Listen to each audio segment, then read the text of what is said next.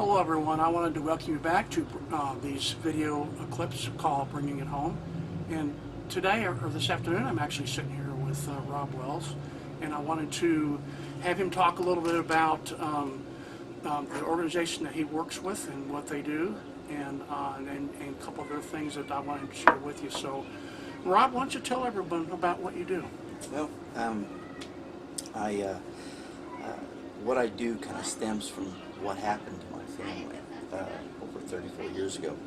On August 1st of 1983, my youngest brother was murdered in Boulder, Colorado, 20-gauge shotgun, point blank to the back of the head. And after all this time, that murder has still not been resolved.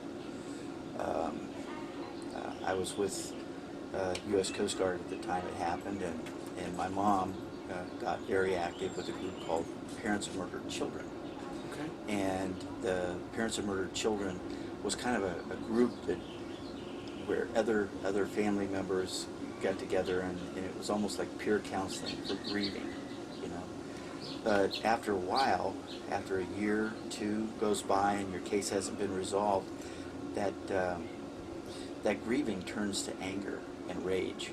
And about 13, 14 years ago, a group, 2001 I believe, Family of Homicide Victims and Missing Persons was founded. Howard Morton and about a dozen other folks backed him and supported him, and my mom was one of those. And my mom just passed away. Cancer took her, and she crossed over without knowing. She knew who murdered my brother, but without seeing any justice done in Sid's case. The case was never resolved. There's an active warrant out for the shooter named Thane Smika, but he's never been brought to justice. And I'm kind of picking up where Mom left off. I was asked to come on board as the Executive Director for the Family of Homicide Victims and Missing Persons at www.FOHVAMP.org. That's a tough one. But I'm trying to pick up where Mom left off, and we do advocacy for families of missing persons and unresolved homicides. Okay.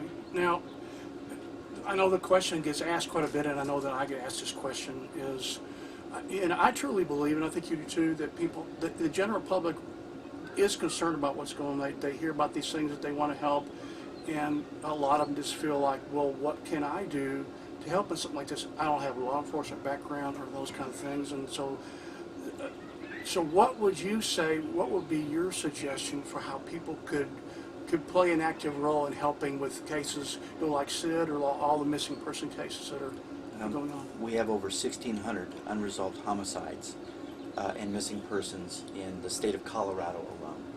And I've been talking to other organizations like ours from around the country, and the number of unsolved homicides nationwide is staggering.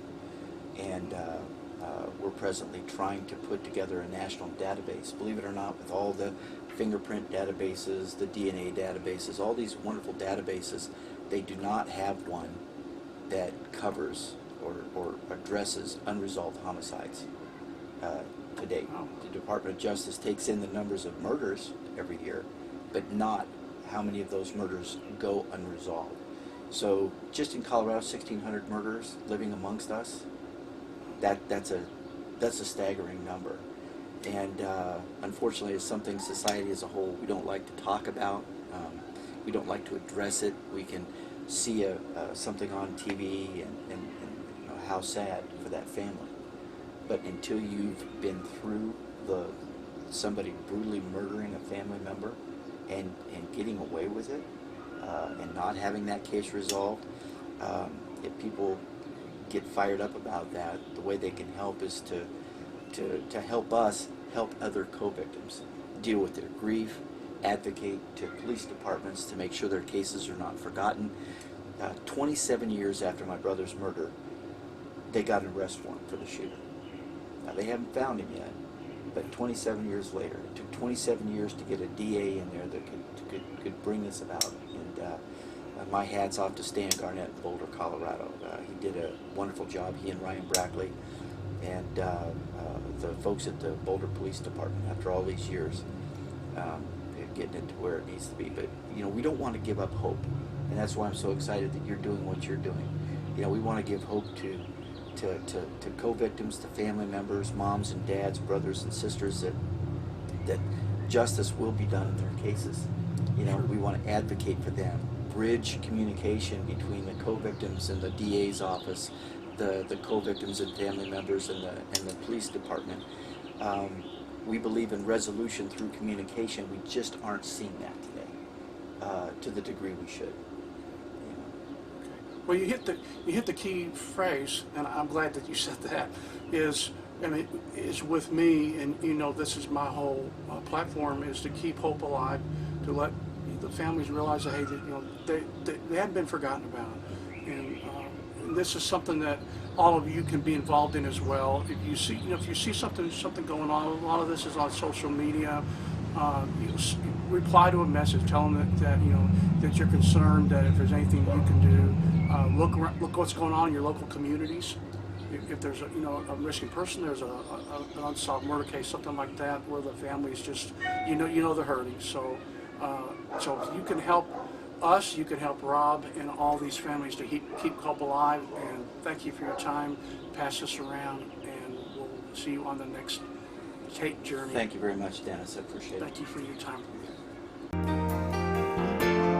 All I want is everything I lost, no matter what the cost, 'cause of all